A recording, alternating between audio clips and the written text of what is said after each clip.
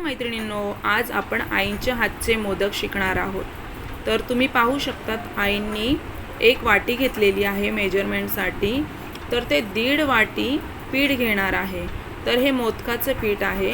हे तुम्हाला कोणत्याही जनरल स्टोअरमध्ये इझिली मिळून जाईल.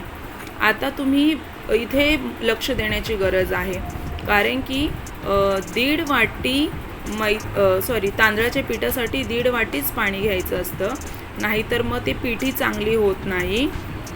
तर आईंनी 1 वाटी पाणी आणि अर्धा वाटी दूध घेतलेलं आहे, आणि तुम्ही त्याच पोर्शनला पूर्ण 1.5 वाटी दूधसुद्धा घेऊ शकतात.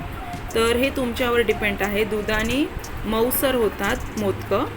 आणि आता इथे हळूवारपणे आई पिठी टाकून घेत आहे, आणि दुधात आम्ही तूप टाकून घेतलेलं.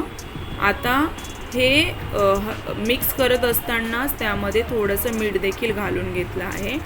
तर तुम्हाला हे चांगलं एकजीव करत मिक्स करून घ्यायचं आहे.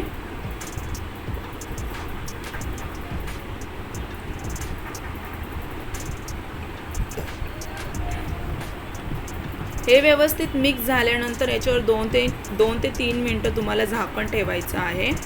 तोपर्यंत आपण इथे सारणाची तयारी करूया. त्यासाठी 2 चमचे आईंनी तूप घेतलेलं आहे, आणि 1 वाटी खवलेला नारळ घेतला आहे. आता 1 वाटी नारळासाठी 1 वाटीच गूळ घ्यायचा असतो, नाहीतर मग जास्त गूळ झाला तर सारण हे जास्त चिकट किंवा मग गूळचं पाणी सोडू शकतं. नाहीतर मग कमी घेतलं तर मग सारण अगोड होणार.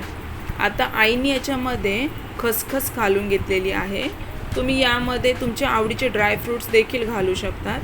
आता आईने थोडी जायफळ आणि थोडीशी वेलची पावडर देखील यामध्ये घातलेली आहे.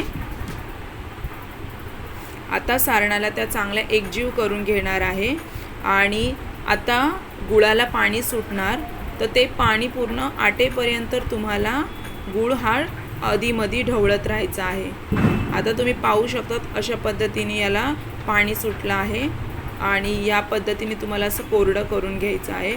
परंतु ते जास्त कोरडं नाही करायचं, नाहीतर मग सारण पूर्णपणे खाताना कोरडं लागतं. थोडंसं मॉइश्चर ठेवायचं आहे. आणि तुम्ही पाहू शकतात आईने ते थंड करायला ठेवलेलं आहे.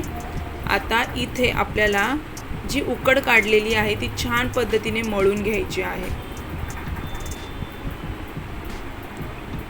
तर ही थोडीशी आम्हाला कोरडी वाटली, म्हणून आम्ही थोडंसं पाणी लावत हिला मळत गेलो. आता ह्या पिठामध्येच थोडंसं तूप घालून घ्यायचं.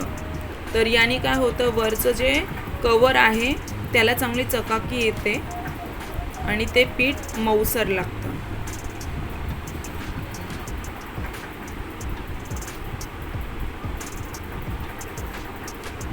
आता हे पीठ गरम असल्यामुळं आई थोडंसं पाणी लावत याला छान पद्धतीने मळून घेणार आहे.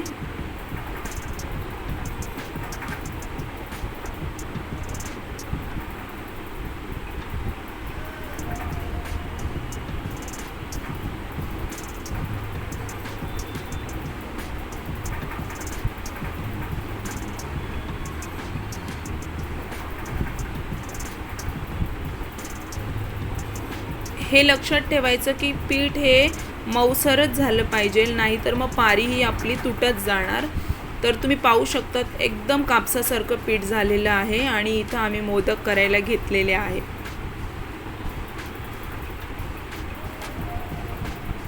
आता समजा तुमच्या पाऱ्या येत नसतील तर तुम्ही अशा पद्धतीने स्पूननी त्याला पाऱ्या पाडून घेऊ शकतात.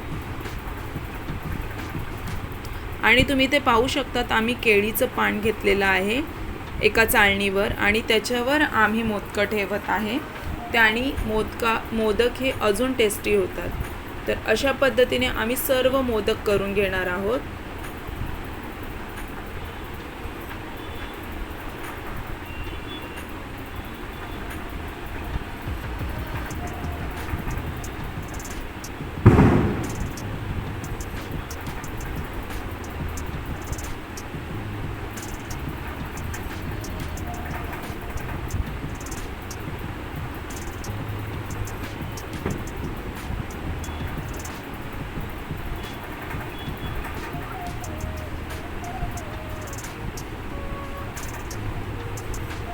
आता इथे सर्व मोदक आमचे रेडी झालेले आहे. आता हे वाफवायला ठेवायचे आहे. त्यासाठी आम्ही एका टोपामध्ये पाणी गरम करायला ठेवलं आणि पाण्याला छान उकळी आली तर ही चाळण त्यावर ठेवून द्यायची.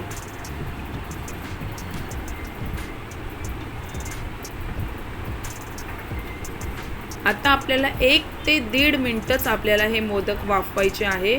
जास्त वाफवले तर मोदक हे तुटण्याची शक्यता असते. तर 1 ते 1.5 मिनिटच आपल्याला इथं वाफवायचे आहे आणि हे वाफवून झालेले आहे. आता तुम्ही पाहू शकतात. तर छान पद्धतीने मोदक तयार आहे. तर इथे पहा.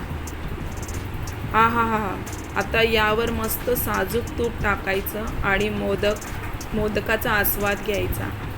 तर मैत्रिणींनो, नक्की तुम्ही देखील घरी ट्राय करा आणि अशा पद्धतीने मोदक केले की मोदक हे लुसलुशीत आणि मऊ होतात.